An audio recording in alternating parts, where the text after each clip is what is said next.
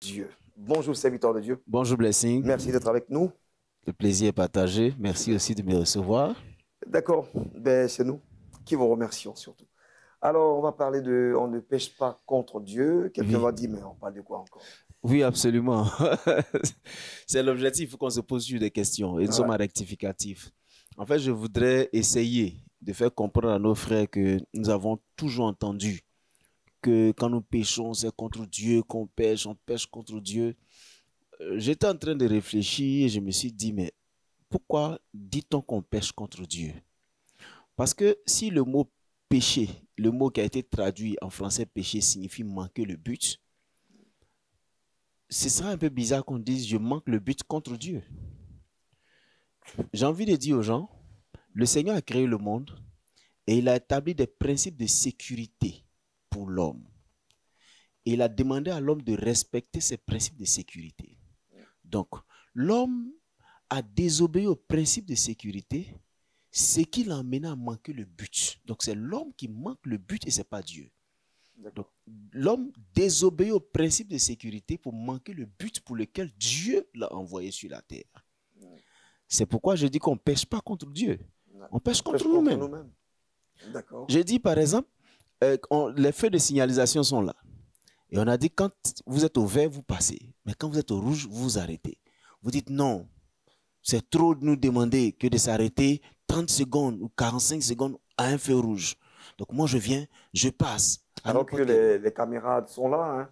Non, même Les s'il n'y a pas... caméras de Oui, sécurité qui les vont vous faire caméras sont défalquer là. de l'argent après. Mais, je veux dire, même si les caméras ne sont pas là, et que même des policiers ne sont pas là, et que j'ai désobéi au principe de sécurité, je manque le but. Ouais. Je pourrais Il avoir se un passe un accident accident. très grave. Ouais.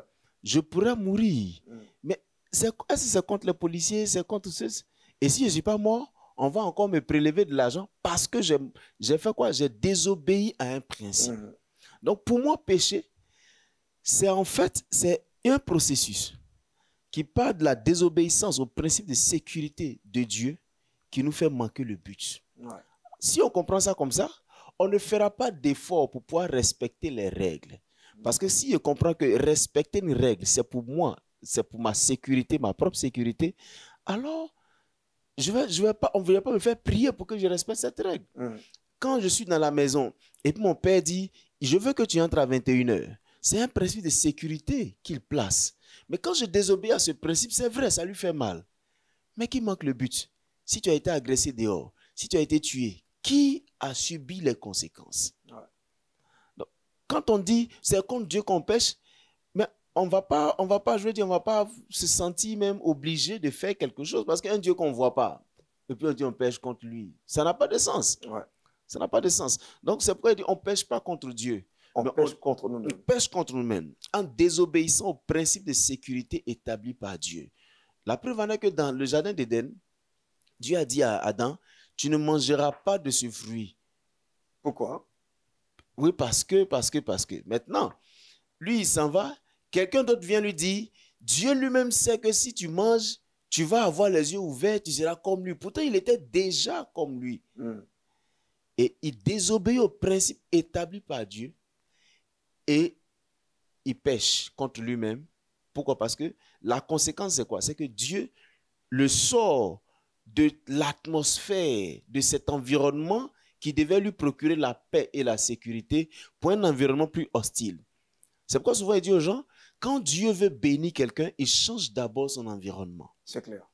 Donc, pour que le Seigneur puisse nous donner de pouvoir entrer dans un nouvel environnement, il met encore des principes de sécurité. Passe comme ci, passe comme ça, passe comme ça. Et je vais terminer en disant, souvent les gens ont dit, les désirs de la chair, les désirs de la chair ne sont pas des péchés. Les désirs sont des désirs. J'ai faim, c'est un désir. J'ai soif, c'est un désir. J'aime blessing, c'est un désir. Ce sont les orientations. Parce que même les désirs doivent respecter des principes de sécurité. Ce n'est pas parce que j'ai faim que je dois manger dans un caniveau ou boire du poison. Ouais. Oui. Donc, il faut que les gens comprennent pour ne pas qu'on soit dans cet amalgame, cette incompréhension. Du coup, même quand le gars il mange du riz, il pense qu'il a péché. Et les gens font de leur croyance des principes divins. des doctrines. on va dire. Voilà, c'est ce que les gens appellent des dogmes. Non, il faut qu'on fasse la différence. Toutes les lois divines qui sont écrites par Dieu dans l'esprit des hommes est toujours inscrite dans chaque être humain, qui qu'il soit, quoi qu'il fasse. Et c'est le manque de respect de ces principes qui nous conduit au péché contre nous-mêmes. En tout cas, très belle réflexion. Merci infiniment.